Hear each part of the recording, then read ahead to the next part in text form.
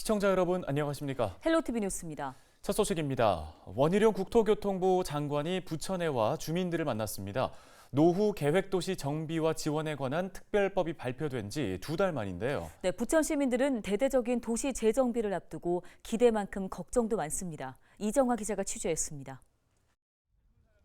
지난달부터 1기 신도시를 순회하고 있는 원희룡 국토부 장관이 이번에는 부천을 찾았습니다. 1기 신도시 재정비에 앞서 오래된 아파트 단지를 직접 살펴보고 주민들을 만나 의견을 듣겠다는 취지입니다.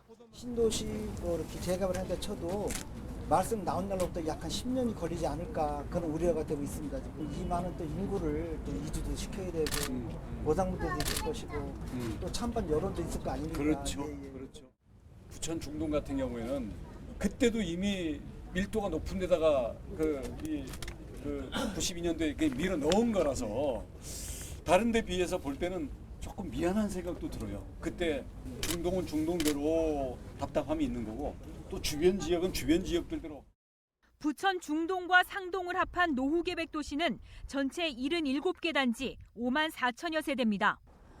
부천 중동 1기 신도시는 입주 30년이 경과하면서 주차난이 심화하거나 아파트 곳곳에 이렇게 균열이 발생하면서 각종 문제가 잇따르고 있습니다. 주민간담회에서도 여러 우려가 나왔습니다. 모든 사항이 지금 필요합니다. 그리고 과연 이게 재개발이 된다면 과연 이주 대책 이런 것들이 과연 현실적으로 되어 있는 것인지 의심하지 않을 수 없습니다. 두 번째는 이게 주차장입니다. 주차장이 지금 웬만한 문제입니다. 제가 30살이고 저기 이해는 아니다. 미국에 있는 재건 준비를 내가 지금 환갑이네. 그럼 여기 지금 어르신들 어떻게 되십니까? 제일 중요한 것은 신속한 정부의 이런 추진을 했고. 또 다른 주민들은 1기 신도시 5곳을 통틀어 가장 높은 용적률 때문에 다른 지역에 비해 사업성이 낮아질까 걱정이 큽니다. 용적률도 상당히 높습니다. 다른 신도시에 주는 그런 용적률과 비슷하게 한다고 하면 여기는 에러가 있다라고 저는 보고 있습니다. 이에 대해 원희룡 장관은 중상동 일대 주거단지의 실태와 문제점을 파악하고 부천 지역 특색을 감안한 정비 대책을 세우겠다고 밝혔습니다. 주차 공간이라든가 이런 부분들을 많이 해결을 해야 되잖아요. 그래서 또 사업성도 확보를 해야 되기 때문에 저희는 이런 부분들을 특성을 감안해가지고 이 일이 될 수 있도록 저희는 가급적 열어줘야 된다. 또 신도시 재정비뿐만 아니라 낙후된 원도심의 균형 개발에 대해서도 함께 검토하겠다고 덧붙였습니다.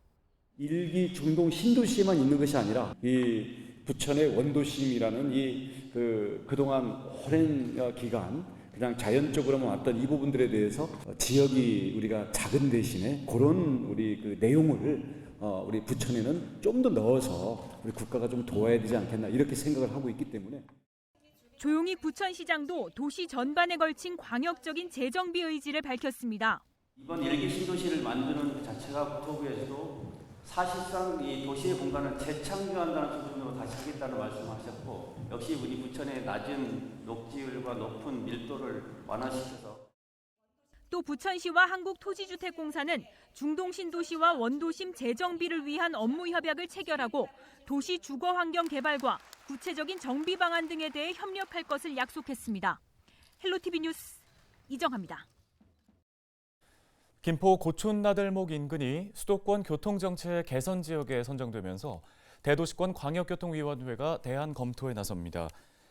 김포시는 올해 초 개선이 필요한 상습 정체 구간을 대도시권 광역교통위원회에 제출했으며 이 가운데 고촌나들목이 대상 지역에 선정됐다고 밝혔습니다. 현재 대광위는 수도권 상습 정체 구간의 개선 방안을 찾는 교통결절점 혼잡사례 조사 연구 용역을 추진하고 있습니다. 이에 따라 지난 6일에는 김포시와 대광위, 용역수행기관인 국토연구원이 고촌나들목 인근을 찾아 현장 상황을 점검했는데요. 한편 고촌나들목 부근 김포대로는 개화역 방면으로 분리 후 합류되는 기형적인 도로 구조와 엇갈림 현상으로 상습적인 교통정체가 발생하고 있는 지역입니다. 인천시가 범죄, 사고 예방과 안전 사각지대 해소를 위해 CCTV 설치를 확대하기로 했습니다. 이를 위해 내년부터 오는 2028년까지 200억 원을 들여 방범과 재난감시용 CCTV 2,500대를 추가 설치하기로 했습니다. 지난해 기준 인천 시민 10,000명당 범죄 예방 CCTV 대수는 50.59대인데요. 시는 오는 2028년까지 67대로 확대할 예정입니다.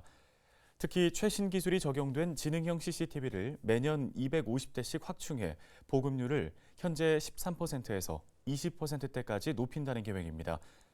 지능형 CCTV는 실시간으로 영상을 분석해 움직임이 있는 물체를 감지, 분류하고 사전에 정의된 사건을 자동 식별해 24시간 관제가 가능합니다.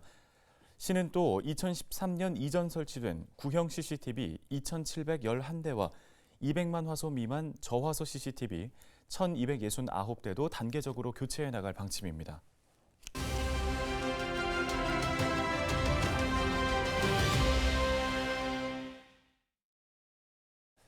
22대 국회의원 선거가 1년 앞으로 다가왔습니다. 각 지역마다 입후보 예상 인물 보도들이 나오기 시작했는데요.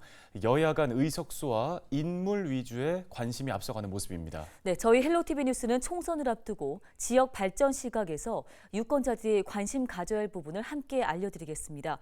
오늘은 지방분권 연구 전문가를 통해 지역 발전을 위해 총선이 왜 중요한지 살펴보겠습니다.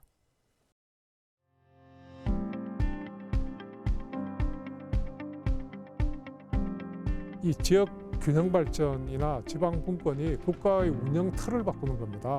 그렇기 때문에 강력한 여론의 지지, 또 여론의 요구가 있어야 이제 실현이 가능한 그런 과제인데, 이 총선이라는 것이 어떤 면에서 보면 국회의원을 뽑는 거지만 앞으로 그 국가 발전을 어떻게 끌고 갈 것인가, 어떤 정책을 가지고 지역 발전과 국가 발전을 할 것인가에 대한 담론을 형성하는 과정이거든요.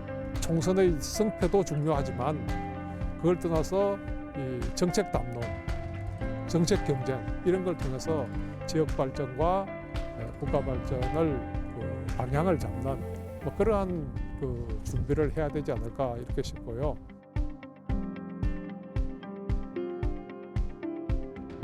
부산, 경남, 울산이 메가시티를 형성하고 대구, 경북에서도 통합 움직임이 있었고 이것이었는데, 이것이 지난 지방선거가 끝난 후에 다 허물어져 버렸죠.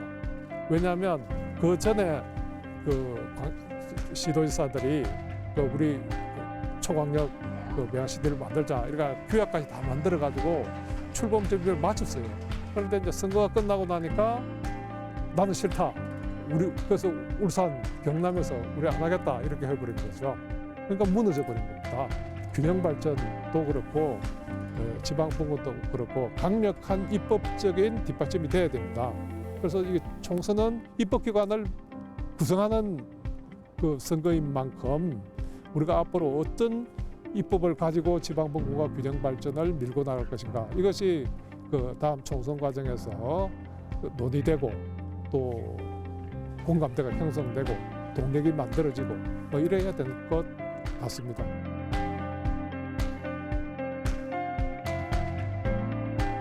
끊임없이 중앙정부에 요구했습니다. 그런데 중앙정부는 지금 그거를 요구를 다 들어줄 여력이 없고요. 또 지방을 어떻게 발전시켜야 될지 정답도 가지고 있지 않습니다. 그래서 이제는 우리 지역은 우리 힘으로 발전시키겠다. 중앙정부는 좀 간섭하지 말아달라. 그리고 우리가 책임지겠다 하는 이런 식의 지방 주도형 의식과 또 그런 체제를 주민들의, 지역민들의 자치 의식과 또 책임 의식, 이것이 지역 발전을 주도하는 동력으로 되지 않을까 이렇게 싶습니다.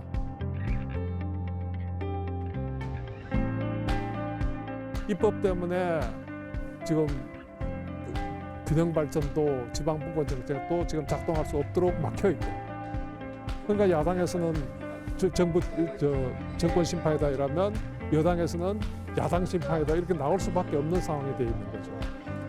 그래서 이럴 때는 지역민들이 우리는 그런 이 서로 떠넘기기 이런 데 관심 없다. 앞으로 어떻게 할 거냐. 이런 그 미래를 두고 유권자들이 나서야 되지 않을까. 또 사회단체들이 나서서 주도를 해야 되지 않을까. 뭐 이런 것이 총선 과정을 통해서 정말 뜨거운 논쟁을 좀 했으면 좋겠어요.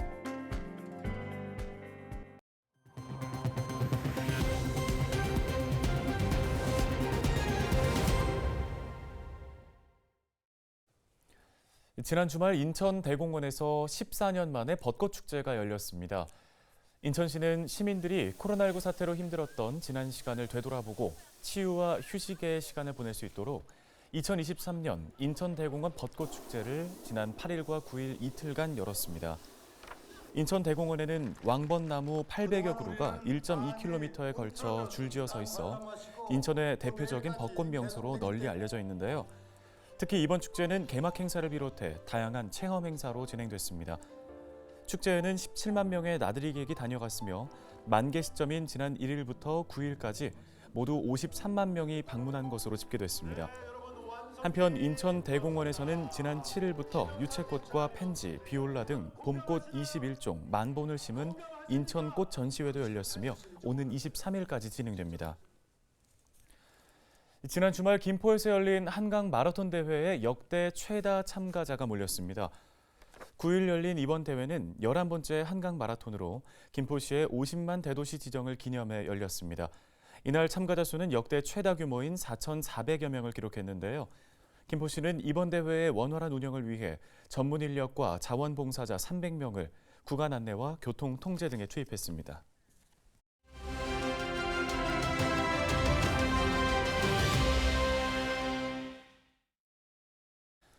얼마 전 부평구의회에서 시각장애인 시민들을 위해 공공기관의 점자 서비스를 확대해야 한다는 의정 발언이 있었습니다. 시각장애인들의 정보 접근 권리를 위해 국가와 지방자치단체에 책임이 있다는 주장이었는데요. 네, 오늘 이 시간에는 직접 연결해서 자세한 이야기 들어보겠습니다. 허정미 부평구 의원이 전화 연결돼 있습니다. 자, 의원님 먼저 실제 시각장애인들이 일상에서 접하는 점자 서비스 현실이 어떻습니까? 네, 시각장애인들에게 점자를 사용하는 것은 비장애인들이 글을 읽고 쓰는 것과 똑같습니다. 하지만 49만 우리 부평구 인구 중 530여 명밖에 되지 않기 때문에 이들에 대한 여건 보장이 되지 않는다면 이것은 권리 보장에 대한 차별이고 점자 보급을 막는 장애물이 될 수 있기 때문에 사례를 들면서 강조한 발언 내용입니다. 첫 번째 사례는 점자 보급이 제대로 되지 못한 현실을 알리기 위해 자판기에서 음료를 찾지 못하는 시각장애인들의 현실. 심지어 이들은 이 자판기가 생활용품 자판기인지 음료 자판기인지도 알지 못한다는 것이 현실입니다. 두 번째 사례로는 모든 주민들이 즉시 받을 수 있는 가족관계 증명서를 공공기관을 방문해서도 점자로 발급받을 수 없다는 사례였습니다. 그리고 7년 전에 제정된 우리 점자법에서 규정하는 제5조 국가와 지방자치단체 등의 책무와 제12조의 이 공공기관 등의 점자 문서 제공 등이 제대로 효력을 발휘하고 있지 못하며 껍데기에 불과한 점자법에 대한 책임이 국가와 지방자치단체에 있음을 강조하였으며 마지막으로는 점자에 대한 구민과 공무원들의 인식 개선을 강조하였습니다.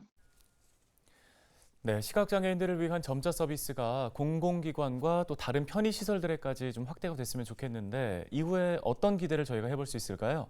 네, 저의 발언이 마중물이 되어서 부평구의 0.1%인 그들에게 앞으로 점자법 규정대로 시각장애인이 점자를 활용하여 모든 정보에 접근하고 활용할 수 있는 환경, 즉 공공기관과 여타 편의시설에서 시각장애인을 위한 점자 서비스가 확대되어 시각장애인 A씨와 B씨가 나오지 않기를 기대해 봅니다. 분명히 한 걸음씩 한 걸음씩 나아갈 수 있으리라 확신하는 바이고요. 특히 공공기관의 점자 프린트기 보급에 대해서 강조한 만큼 국가나 공공기관에서 점자 서비스 제공 표준안이 마련되어서 문서의 규격과 이러한 문서를 다루는 시스템, 점자 문서를 즉시 출력할 수 있는 점자 프린터기의 표준화 및 제도화가 이루어지기를 기대하고요. 꿈이 현실이 될 수 있도록 많은 관심과 홍보 좀 부탁드리겠습니다. 네, 여기까지 듣겠습니다. 허정미 의원이었습니다. 오늘 저희가 준비한 소식은 여기까지입니다. 함께해 주신 여러분 고맙습니다.